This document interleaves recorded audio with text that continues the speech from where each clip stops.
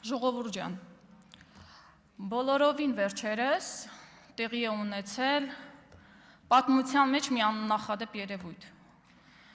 կասեի տիեզերական մակարդակի աննախադեպ երևույթ։ Երկիր մոլորակը դադարել է պտտվել, կանգ է առել ժամանակը և գիտնականները պարզել են, որ դա տեղի է ունեցել շատ կոնկրետ օր, շատ կոնկրետ վայրում։ Հայաստանի Հանրապետության մայրաքաղաքում, Երևանում, Գևորգ Քոչար 21A հասցեում կենտրոնական ընտրական հանձնաժողովում, որտեղ ժամանակը գիշերը հունիսի 7-ից 8 առավոտ կանգ է առել։ Կանգ է առել, որովհետև եղել է հրաման հայ ժողովրդի ձայները գողանալու, բայց շատ կարող ենք չանհանգստանալ, որովհետև կենտրոնական ընտրական հանձնաժողովի նախագահան Վահագն Հովակիմյանը պատրաստ է ստորագրել այդ կանգ առի մասին փաստաթղթի տակ և այն մարդը, որ պատասխանատուն է ընտրությունների հաշվարկի համար, նա հանդիսանում էր փաստորեն ընտրությունների պատասխանատուի, նախկին գլխավոր պատասխանատուի, նախկին օգնական, թղթակից, նախկին պատգամավոր, քանի դեռ նաև առիթ է Արեգա, հայկական անուն, չնայած ինչպես երևի հաշվում, այնպես է կարդում է։ Այսօր այստեղ քննարկվում է Հայաստանի Հանրապետության ազգային ժողովի նախագահի ընտրության հարցը։ Այդ անձը հանդիսանալու է Հայաստանի Հանրապետության երկրորդ դեմքը։ Ինչ հատկանիշներ նա պիտի ունենա։ Բարձր մարդկային հատկանիշներ, բարձր պրոֆեսիոնալիզմ, լավ հետագիծ, իհարկե հայրենասիրություն և այլն։ Իշխող խմբակցության թեկնածուի հետագիծը իսկապես տպավորիչ է, բայց մեկ այլ պետության տեսակետից, ոչ թե Հայաստանի։ Այսօր այստեղից Հայաստանի Հանրապետության թիվ 1 ամբիոնից մենք հայտարարում ենք, որ մենք ոչ թե սիրելի ժողովուրդ վերցնում ենք մանդատ, այլ վերցնում ենք այն պատասխանատվությունը, մանդատը պատկանում է ժողովրդին, մենք պատասխանատվությունն ենք վերցնում, որովհետև երբեք դատարկ աթոռները չեն կարող պաշտպանել ձեր ձայները, չեն կարող պաշտպանել ժողովրդավարությունը և Հայաստանի շահերը։ Ի տարբերություն ընտրությունները կեղծած իշխանությունների, ովքեր փաստացի չեն կարողացել ապահովել ազատ, արդար և հավասար պայմաններ ընտրությունների, և ում առաքելությունը բացարձակապես միայն պառակտումն է, մենք, սիրելի ժողովուրդ, ուժեղ Հայաստան չընտրած քաղաքացիներ, նաև ձեր պատգամավորներն ենք, ձեր ձայները և հոգսերն ենք այստեղ բարձրաձայնելու։ Մենք նոր և երիտասարդ քաղաքական ուժ ենք, մենք չենք ստեղծվել մեկ օրվա, մեկ ընտրության, մեկ դրվագի համար։ Մենք ստեղծվել ենք Հայաստանում նոր քաղաքական մշակույթ թելադրելու համար, մեր հայրենիքին ծառայելու և նոր առաջարկներ անելու համար։ Գիտեք, մենք համոզված ենք, որ Հայաստանը կարող է լինել ազատ, ուժեղ և տնտեսապես ավելի կայուն, ավելի բարեկեցիկ, բայց նաև համոզված ենք, որ դրա համար անհրաժեշտ է հեռացնել ոչ լեգիտիմ, ահռելի կեղծարարության և ընտրախախտումների համակարգի կիրառմամբ անգամ 50% պլյուս ձայներ չհավաքած ուժին։ Այսպիսով հայտարարում ենք, որ մեր առաջնային օրակարգը հենց այս ուժի հեռացումն է։ Սիրելի հայրենակիցներ, ձեզ հերթական անգամ խաբում են, ասելով, թե գնում են դեպի Եվրոպա։ Եվրոպական ինտեգրումը միայն արտաքին քաղաքական ուղղությունը չէ։ Դա առաջին հերթին արժեքների ընտրություն է, իրավունքի գերակայություն, անկախ դատարաններ և խոսքի ազատություն։ Այսօրվա Հայաստանում վերոնշյալ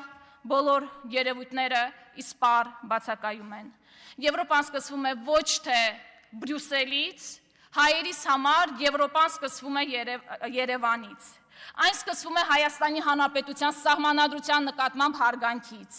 այն միջազգային պարտավորությունների կատարումից, որոնք Հայաստանը կամովին ստանձնել է, միանալով մարդու իրավունքների Եվրոպական կոնվենցիային, քաղաքացիական եւ քաղաքական իրավունքների մասին միջազգային դաշնագրին եւ մի շարք այլ մարդու իրավունքների պաշտպանության հիմնարար փաստաթղթերին։ Մենք այստեղ ենք վերականգնելու եւ վերադարձնելու հարգանքը եւ պատկառանքը ինստիտուտների եւ այս ամբիոնի նկատմամբ։ Դա անելու ենք հետևողական, պրոֆեսիոնալ եւ ռացիոնալ մոտեցումներով։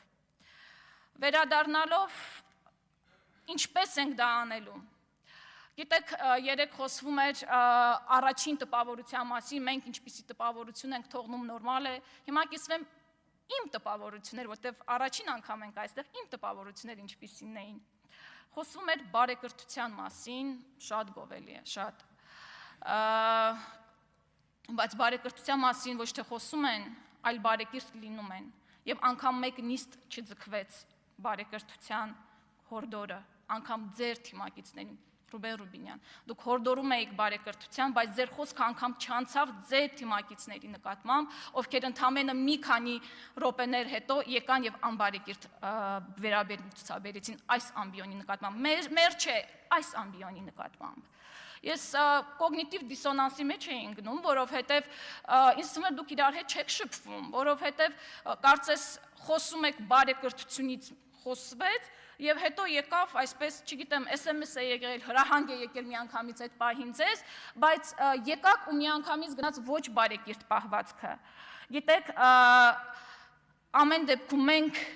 պատասխանատվություն ենք ստանձնում այդ բարեկիրթ վերաբերմունքը դրսևորելու, բայց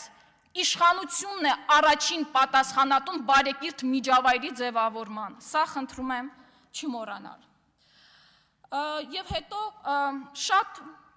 պարզ, անմեղ հարցեր էին հնչել, իսկականից իմ տպավորությունը այս անակնկալ էր իրականում, որ այս անմեղ